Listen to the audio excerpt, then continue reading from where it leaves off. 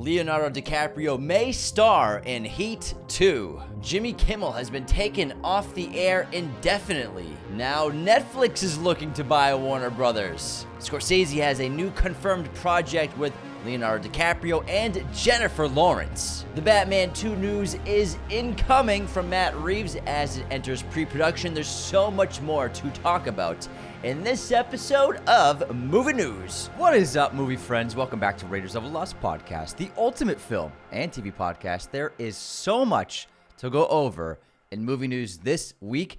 We're probably going to find out eventually in the next couple of weeks who is going to be cast as the villain in the new Batman 2. If I was Matt, I'd be playing that close to my chest. I wouldn't tell anyone. I probably wouldn't even reveal it for the rest of the year. I don't know. I think that will get people very excited. But it's going to keep people like in a fever. Soon. In a fever, not film until next spring.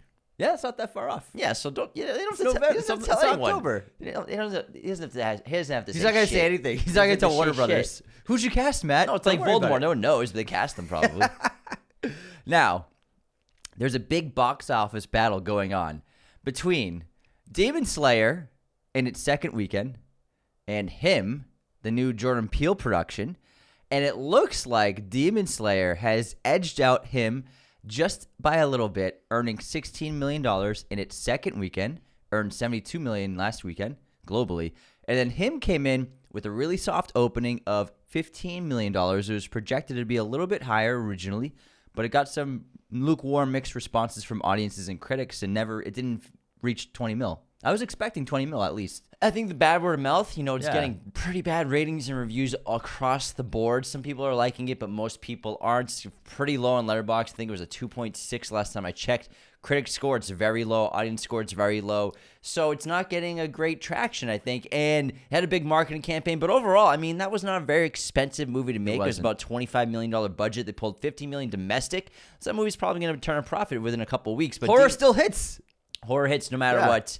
And football fans, I guess it's a very football-centric film, obviously, but I got to check it out. But Demon Slayer and Him are kind of neck and neck for top of the box office. The Conjuring Last Rites, third place, still making good money, double digits, still at the box office, double digits, to $12 million domestic. The movie is taken. The Long Walk is having a third weekend at the box office? I can't remember. Second weekend. Yeah. $6 million? Not bad. Yeah. That was another not a big budget. Low budget film. It's like $20 million budget or something like that. I think 40. $40 million budget, something like that. Not quite low budget. So I mean, not terrible. Downton Abbey. Oh yeah, baby. $6 million at the domestic box office for Downton Abbey. So excited for that. But then we have probably the biggest bomb of the year at the box office right now for 2025. Big, bold, beautiful journey starring Margot Robbie and Colin Farrell. The first film she's starred in since Barbie. $3 million at the domestic box office, which is paltry compared to its $45 million production budget.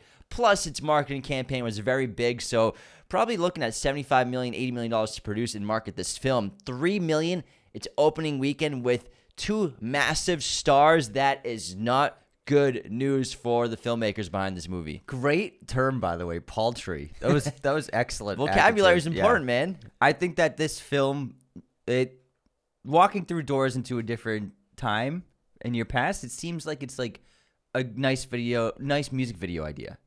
You know what I mean? Or a nice. I feel like Radiohead's done that. Yeah, nice. Sad parts of your past. They have. Yeah, they did the music video walking through doors, and they're in a different environment every time, which is great. And PTA made that. I think that this concept was just maybe a little too hallmarky for mainstream audiences. Maybe, yeah. And obviously they weren't interested in this. I think just the trailer was ineffective. I feel like there could have been. I haven't seen the movie, but there's got to be a better cut of the trailer because the trailer didn't really show much. And it was like the car scene with Colin Farrell and Margot Robbie. They have a great chemistry, it seems like. But I feel like maybe the trailer and the marketing let the movie down. But what's crazy is this movie, The Senior, starring Michael Chiklis, who played The Thing back in the day, who plays a guy like 60 years old who goes back to college to play football.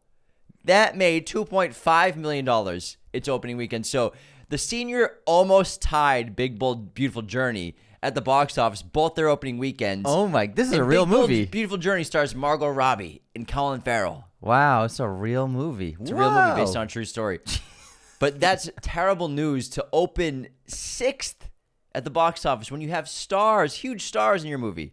Yeah. At the end of the day, stars don't sell movies. They aren't the only things that sell a movie. Oftentimes, I think the concept can be just as important nowadays. And yeah, I wasn't expecting a big box office with this film, but I was not expecting $3 million. That's pretty low. Yeah, pretty damn low. It's Sony distribution too. On a wide release too. Goodness. Let's pause for a second. I want you to check out this amazing poster over my shoulder provided to us by our great friends at movieposters.com, the #1 place to get your posters today. Use our code Raiders10 at checkout from movieposters.com. You'll get 10% off, and then our affiliate link will get us a commission. So we get a cut. You get 10% off. You get an amazing poster, which are beautiful, well printed. Inside this light box is well provided by movieposters.com. Go there today to get your posters. Let's move into some really exciting news. Now, the coolest story this week for fans of Heat and Michael Mann, he's been trying to make Heat 2 for a while now. It's just going to be a very expensive project with his vision. Adam Driver's been attached to this project for a while. Since he was a baby. Yes. Before he was on Girls. When he was a Marine. Yeah, Michael Mann found him when he was 19. He's like, you should leave the Marines and become an actor for Heat 2. But he's been trying to adapt the novel for Heat 2 that he co-wrote for a while now. Now he might have a chance to possibly greenlight this really big budget, which is rumored to be about $120 million, because Leonardo DiCaprio is in talks to be joining the project. He would play Robert De Niro's character, Neil McCauley, and then Adam Driver would play Al Pacino's character. I think it could work. I think it could be awesome.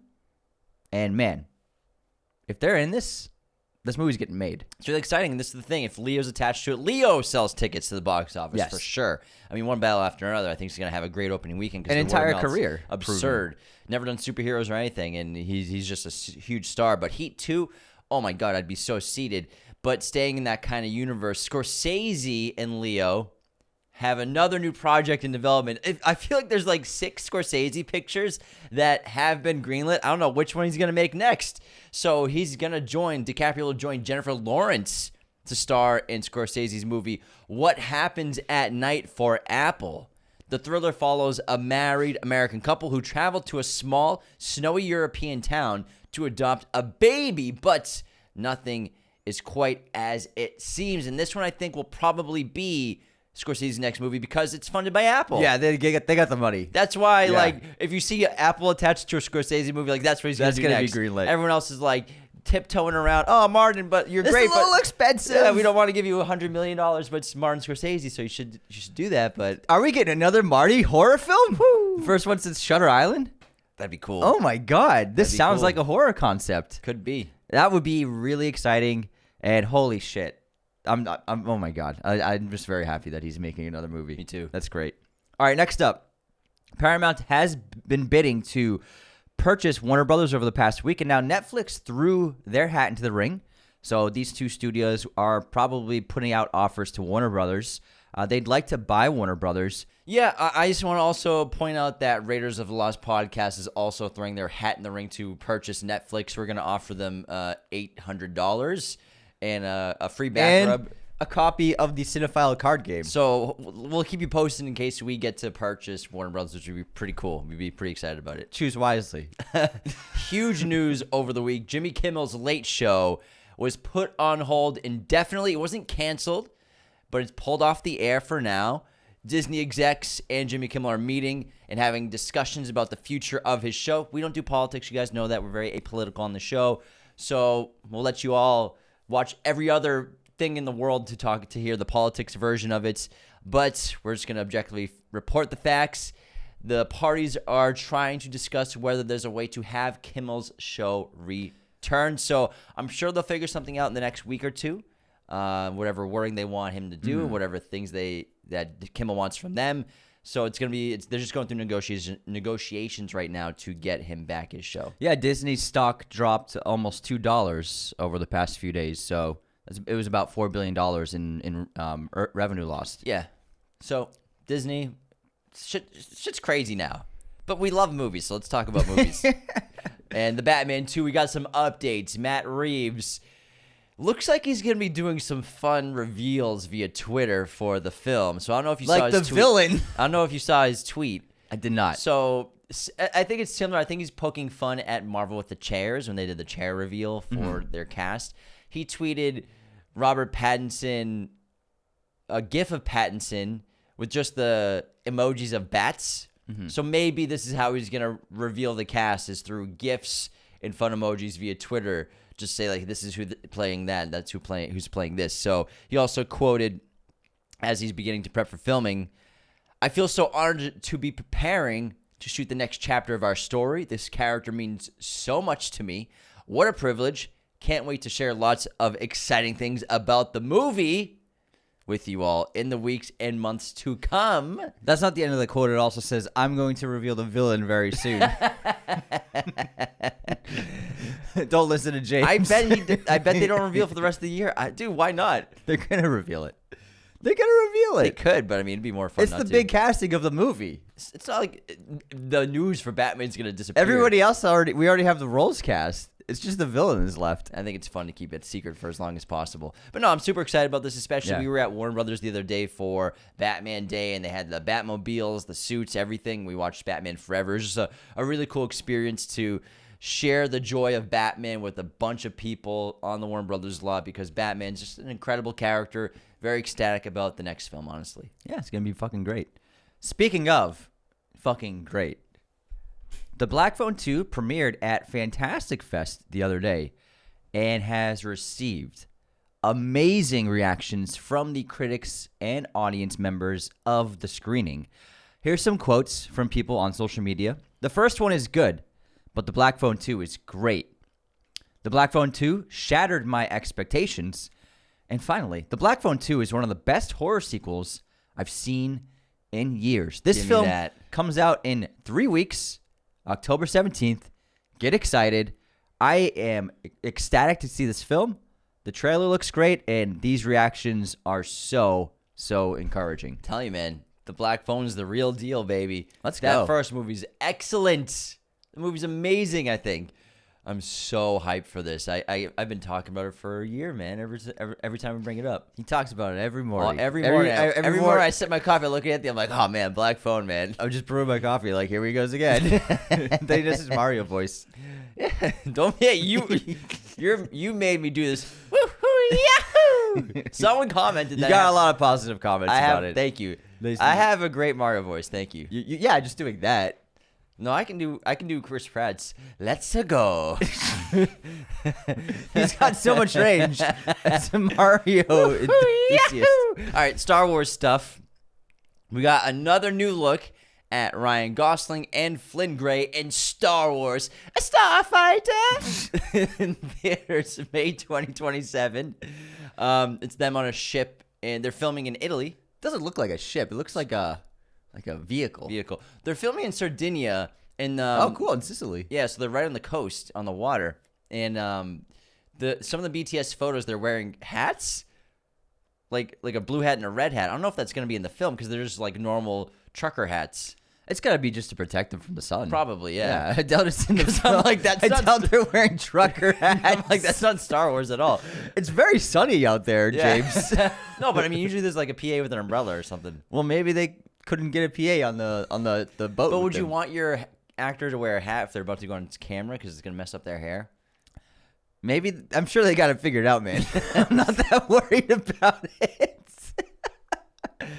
Just saying. I saw those hats. One's red, one's blue. Maybe they're wearing helmets in the scene. Maybe. You know what I mean? And They just could like, be. when they're not shooting, it's like, take the helmets off so we can breathe. And then let's put a trucker hat on. It's a really good Don't point. Don't worry, James. I know. These trucker hats I aren't know in the they're not movie. going to be trucker hats in the Star Wars movie. I'm just saying, like, it's possible. No, but looks cool. Looks good time. What also looks cool is The Running Man. And they dropped a new little teaser with Glenn Powell talking about the stunt work, the action, the practical effects, the weaponry in this film. And they really highlighted how practical all of the work is. We're going to see tons of explosions, tons of action, tons of gunfights, all in camera, and it's got me really excited. There's also a cool shot where he detonated an explosion behind him in the background. It was great. It's pretty great. Glenn's our new friend, obviously. Yeah. Ran into him at the movie theater. We chatted for hours there. And he came home after, so we're excited to see. He came home after. Wow. Is that who snuck out in the middle of the night? Just kidding. We just bumped into each other. That's it. But excited for that. Taylor Swift. I don't think you can say you bumping into each other if the one party doesn't know you. Oh, we're great friends, man. Hey, I think the people need to know each other if you're bumping into them. No. Common misconception. You don't bump into strangers. Misconception about the idiom. Taylor Swift news, guys. Get excited. She's releasing another concert in theaters, and it's called Party of a Showgirl. It already hit 15 million in its first day of pre-sales in 24 hours. Opening forecast $30 to $50 million box office for her movie. Jesus, that's crazy. Is that first week in October it comes out, I believe. Pretty soon. Yeah. Did you get your ticket? Nope. You should get. If you held the gun to my head, I don't think I could come up with a Taylor Swift song. I can name one. Bullet to your head. What is it? You need to calm down. That song. Is that a song title? You need to calm. I think that's what it's called. You need to calm down. You're getting too loud. Hold on. Is that a real song title? Yeah. Oh yeah, it is. All right, I got it. You're not dead. That's all I can name though. Moving on to Sinners, guys, for spooky season. It's going to return to IMAX 70 millimeter. Get excited if you have a IMAX theater near you that can project 70 mil. Give this movie a rewatch. I think I might have to hop on that. That's gonna make it more than Big Bold Beautiful Journey. That would be that'd be a fun day in LA to do City Walk 70 millimeter Sinners and then do Halloween. Walk to Sinners. No, then walk to Horror Nights. Oh, okay. Halloween, because what do you mean walk to Sinners? City Walk. Oh, what? I'm confused. City Walk to Sinners. Walk because it's right Sinners. there, the theater. Yeah. Anyways, I was gonna say walk to Halloween Horror Nights because it's right there. Christopher Nolan keeps winning. He has just been elected as president of the Directors Guild of America, previous winner of the DGA award. I think he's a fine choice. He is a fine for choice. Someone who loves film and celluloid. He's not gonna let that shit die. He's going places, that Christopher Nolan. Yes. He's going places. Yes. I want to talk about Joseph Kosinski, the incredible filmmaker behind F1, Tron Legacy, Top Gun Maverick. He is making a new Miami Vice film. This will come out August 2027. The remake will explore glamour and corruption of mid-'80s Miami and is inspired by pilot episodes and the first season of the TV series. Sign me up. Inject this into my veins. I love Kosinski. Anything that man does, I will watch, especially if it's going to be in theaters. And he's just going to go balls to the walls with action, cars, helicopters. It's going to be incredible. Also, shoulder pads. Lots of suits with big shoulder pads, please. Big Rolled white up sleeves. suits. We need them. Yeah, the rolled up Jack Blazer sleeves. We need them. They got to find the right two guys to lead the movie. But, it's going to be a big casting, those two roles. Man, I cannot wait for this. Sign me up. Could be the coolest movie of the year. He makes the coolest movies. You're right. Every year. Coolest movies, man. Fucking He's so cool. Man. All right, let's talk about Now You See Me, Now You Don't. Dropped a new trailer where we got a ton more information about what this story is. New cast of characters who have joined the Horsemen, the Four Horsemen. And it looks pretty fun, I gotta say. It looks pretty fun. Does it, or are you just saying that? No, it looks pretty fun. Yeah, looks pretty fun. Yeah, looks pretty fun. Everyone's just a little bit older. That's it. Older, wiser. Rosamund Pike's the villain now. Yeah, looks pretty good. We got our first trailer for The Chair Company, co-written and starring Tim Robinson. The series follows a man who finds himself investigating a far-reaching conspiracy after an embarrassing incident at work, premiering October 12th on HBO. This will be a series. I'm going to be locked into this because Tim Robinson's hysterical. I loved Friendship, and give that guy a budget to do whatever he wants. I think he's like one of the great comedic voices of this era. Yeah, it looks funny because he just stumbles upon like this very strange conspiracy. Well, you don't know what it is. Yeah, you don't know what it is. It's like got this great blend of mystery with his humor. It looks cool. And it's from the co-creator of his TV show. Now, Tron Ares just dropped a new teaser for the film. We get to see Greta Lee getting into a light cycle for the first time. Some little comedy where she stops her bike right before she like hits a baby in a car. I'm sorry, that's too Disney, man. Yeah. Lots of like action, and it really looks like it's gonna be like a duo, a pair, and also Jared Leto on the original grid, and it looks like the original grid from the 80s. It is the original grid. Like they digitally made it look exactly the same rather than updated like it was in Tron Legacy where everything looked modernized. I will say I'm not really super excited for this film. I'll see it. It looks all right. They did drop the entire album from Nine Inch Nails, which slaps. But also, I can't think of a film that has dropped an album this soon before its release. Because what's the release date? It's 10/10, so October 10th. I know like Hans 3 weeks. Hans has dropped soundtracks before movies like a week ahead of time. Like Man of Steel, he dropped like a week before. Well, that's the general, like within the week of the release. Yeah. So I think Anthony's what he's saying is they're trying to build some momentum and hype online. And I gotta say, this teaser trailer, the original grid's cool. But for me, it feels like a nostalgia thing. Yeah. He's probably in like an old program, I'm guessing. But it feels like a nostalgia grab. And based off some of the stuff we just saw in this teaser, though, like you said, Greta Lee getting in the light cycle for the first time, stopping her car right before she crashes into a car. And then there's like an insert of a baby, like, oh, goo goo gaga. Is that what babies do? Yeah. Goo goo gaga. Yeah. Not the same as your Mario impression, I just feel I'm worried about the tone of this film. And because the Tron Legacy is outstanding and the tone's so great and serious and gritty. But if they're going to be going for like a bunch of quippy one-liners and comedic beats here and there, this doesn't feel like Tron already. Yeah, it's a weird thing to put in your teaser. I think maybe it's the best joke in the movie, maybe. But I don't understand why there needs to be jokes like that in the film, anyways. Because I think the tone Disney movie. I think the tone of Legacy was so fantastic, but that was a Disney movie too. But this is a new era of Disney, of course. But Tron Legacy has an awesome tone. I really like the drama, the stakes, and the energy of that film. And this one, it's just not capturing it for me. It doesn't even feel like a sequel. Yeah. And then they throw Jeff Bridges in there, and they blend red and blue. Get it, guys? He's purple. So, I'm not feeling it. You know what? I want to. We wanted Garrett Hedlund back is what we wanted. I don't understand why they didn't just do Garrett Hedlund, Olivia Wilde back in the film, continue their story. Yeah. That was the fascinating aspect of it to me. Because that was a great ending. But we'll see. Anyways, let's go to Bugonia and Yorgos Lanthimos' new film. Dropped 2 really fun posters. One is Jesse Plemons' head inside of a beekeeper's helmet mask thingy because he keeps bees.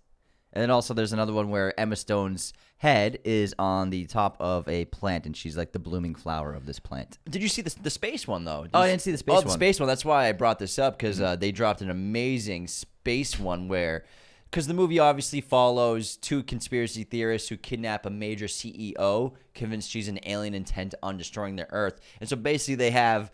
Jesse Plemons and Emma Stone's characters basically like floating in space, and their heads are planets. Gotcha, yeah. It's really cool. And it's one of the coolest posters I've seen of the year. It's like the best. All of them are the best posters of the year. Yorgos posters are just always amazing and so creative and fun. Each of these are great. They're fantastic posters, all of them. Avengers Doomsday, guys, has wrapped filming, and additional photography, of course, will take place later because they will have their scheduled reshoots. But it's kind of surprising they wrapped that fast. If they've been filming for 3 months, it seems like. Have they been filming that long? Yeah. When did they first announce I feel like they started like the beginning of August. When did Avengers Doomsday begin production? It doesn't feel like that long ago they started shooting.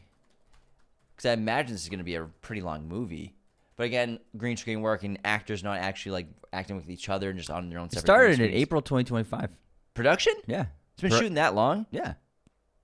You sure about that? That's what it says. April 25. Wow, time flies. Yeah, man. Never mind, that's right on schedule. Yeah, it's a long shoot. It's a long fucking shoot. It's like fucking 5 months, man. Anyways, let's move on to Scary Movie. Marlon Wayans has said that he'd like to see Officer Doofy return in Scary Movie 6, and Lachlan Monroe will return for the film. Lachlan's in the original Scary Yeah. Movie. He plays the like the Billy Loomis boyfriend type. Like That's great. Who beats the crap out of Sydney in front of Ketchup, just like Mom used to make it. Oh, yeah. Sorry. No, he plays the Stu character. Oh, he plays Stu. Gotcha. Because like, he's not Sydney's boyfriend. He beats her up.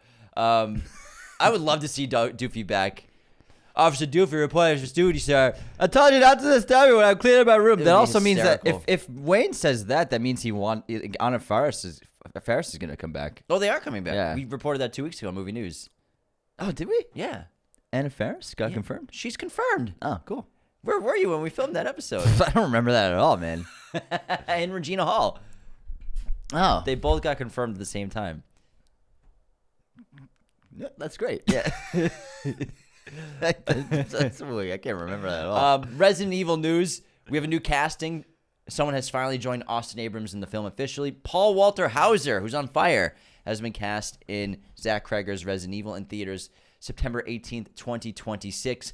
Of course, he was just most recently Mole Man in Fantastic Four. The internet got a new look at the Wind Traders in Avatar, Fire, and Ash, and their cool wind ships. Oh, yeah. Yeah, it's cool stuff. Cool wind ships. Excited for that. Wow, 3 months away. Good Boy, the horror film from the perspective of a dog, is just getting more and more word of mouth. It got a new teaser trailer, which looks really good. October 3rd, this hits theaters. It's being named one of the most heartbreaking horror films of 2025. It's at 95% Rotten Tomatoes. I hope that they don't mean what I think they mean when they say heartbreaking horror movies. But I can't wait in the perspective of the dog watching as it sees its owner haunted by supernatural spirits. New film announced. A horror film called Slime follows a woman who signs up for a clinical trial only to be injected with a creature's slime that unleashes powers she can't control. Cast is stacked with Kid Cudi, Willow Smith, John Boyega, and I said it right. John Cho and Teyana Taylor. I didn't say anything. We know what you were thinking. What, when you said Kid Cudi? When you said who's Kid Cudi? People like forget. 8 years ago, man. People forget. Why'd you go piss your pants? Obviously, Rambo, the prequel origin story, is getting made. Noah Centineo, but Sylvester Stallone says that he. Noah Centineo is playing Rambo. Yeah. Did we say that? Do you not pay attention to movie news? We did that? Bro, yes, we did. What? Yes, weeks ago. Weeks ago. I don't remember that at all. Weeks ago. That's good casting. Good for him. Congrats, man. I remember the Rocky prequel casting. We talked about that. I remember that. No, that was like 2 weeks ago. This was like 4 weeks ago. Oh, cool. Anyway, so yes, Anthony, Noah Centineo is going to play Rambo in the prequel. Nice. But Sly originally wanted to do it himself, playing himself as Rambo, but doing it and de-aging with AI, and everyone thought he was crazy. I don't think anyone. I mean, I don't think that would look good. I don't think it would look good. No one's been. We really still not having to be able to pull it off face. I feel like the de-aging is going to lead to an issue in Hollywood where actors are never going to technically age out. And then young Hollywood actors are never going to get opportunities because these actors and actresses, they'll just keep doing roles, but de-aging will make them look like they're 20 again.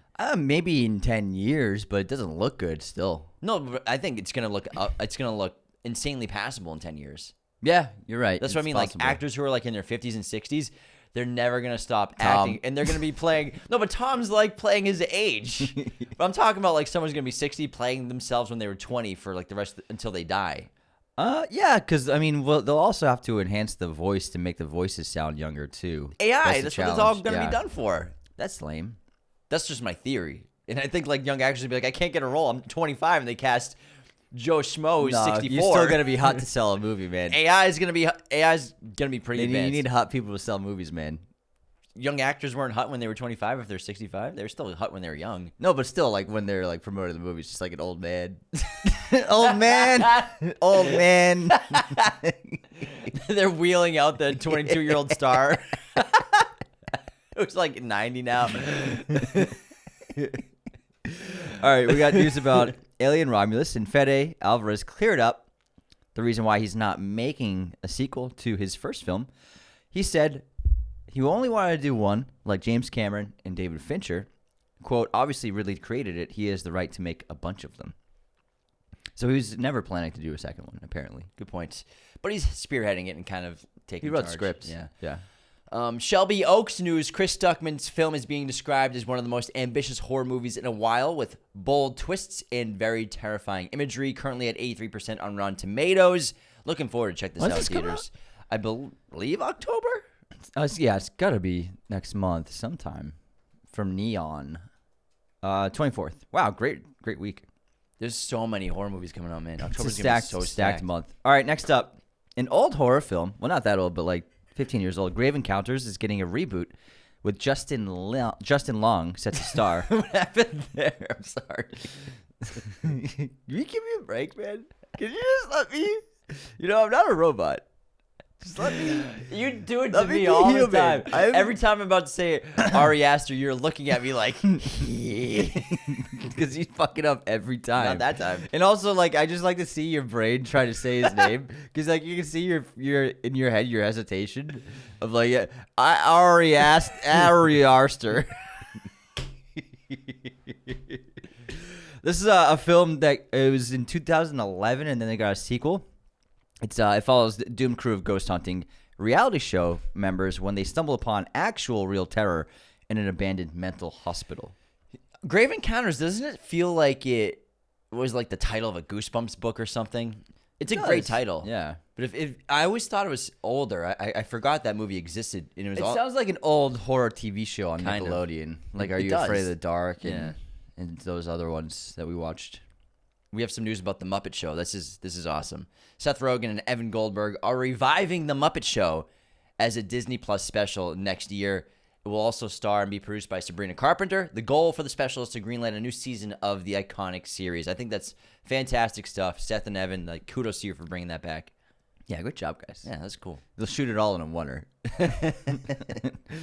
New announcement. Boulder Light Pictures, which is the production company behind Barbarian and Weapons, is moving from Warner Brothers to Paramount with a new deal, and they will be focused on mid-budget mini division within the studio. So they're going to look to make low to mid-budget movies, which I think is awesome. Mid-budget mini division. Mid-budget mini division. Say that 5 times fast. Mid-budget mini division. Mid-budget mini division. Mid-budget mini division. Mid-budget. I'm guessing, is that Krager's production studio? I think so. Yeah. Probably. Yeah. That's cool news.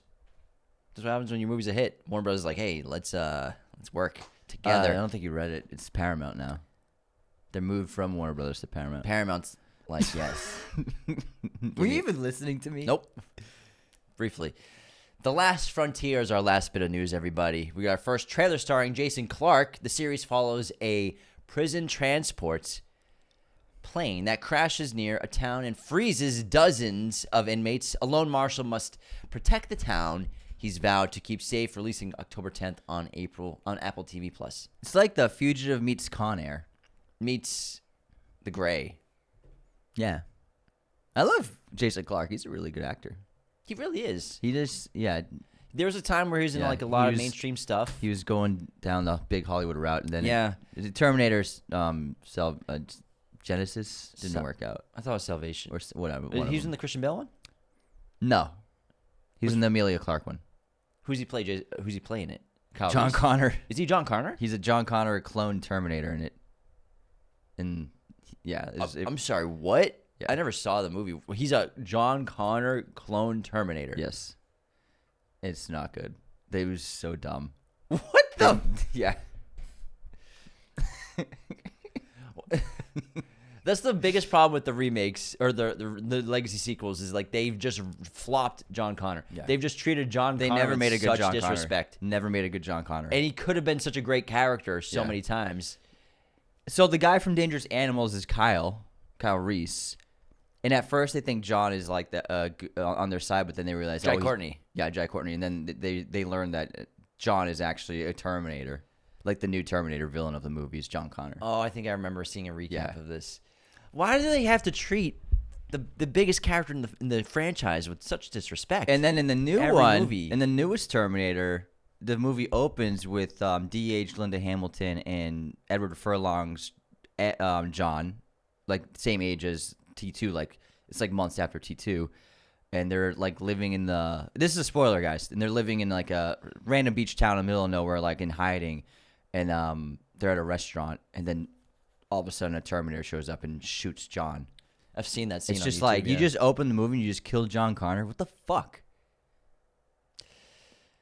John, oh man, they really dropped the ball with him. They never got. And then he's a vet burglar, drug addict in Terminator 3, and then Christian Bale. We love him, but the characterization of his John Connor was not right at all. It was too Batman-y. It was just. Yeah. It was too Batman-y. Yeah. Man, John Connor could be such a great character. They never nailed him as an adult. Never had a good John Connor as an adult. Whatever. That wraps the movie news. Anyways. That was a depressing anecdote at the end. But hey, James Cameron's writing the new one. Yeah. We'll see. Terminator 7. Maybe they'll get it right. The real John Connor. Thanks so much for tuning in, guys. We appreciate it so much. Some great ways to support us. YouTube memberships. You get access to episodes early as well as access to bonus episodes. In addition to that, Patreon is a different kind of service on patreon.com/Raiders of the Lost Podcast. You get access to our Discord, bonus episodes as well. Letterboxd recap is only on Patreon, though, so that is accessed by patrons only.